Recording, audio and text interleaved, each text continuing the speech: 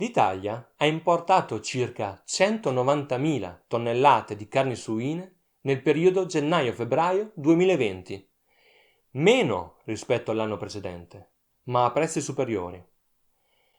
L'export italiano, invece, è aumentato nel periodo gennaio-febbraio del 6%, accompagnato da un aumento dei prezzi all'export, in particolare per carcasse e mezzene fresche, 2,05 euro al chilo in media, e per il lardo, 1,36 euro al chilo.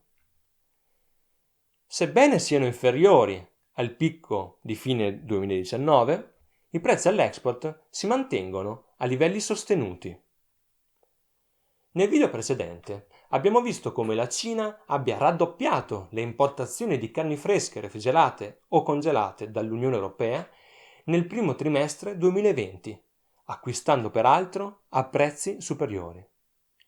In merito all'Italia, nel 2019 la Cina ha fatto la sua comparsa come importante destinatario di carni fresche refrigerate o congelate. Nei primi 2 mesi del 2020 la Cina ha importato 1.577 tonnellate, divenendo il terzo importatore per questa voce, dopo i paesi UE ed il Giappone. Auspichiamo che le imprese italiane possano aumentare la loro presenza in questa area in rapida crescita.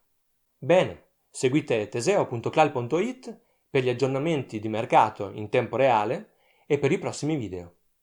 Arrivederci da Francesco Branchi e dal team di Teseo.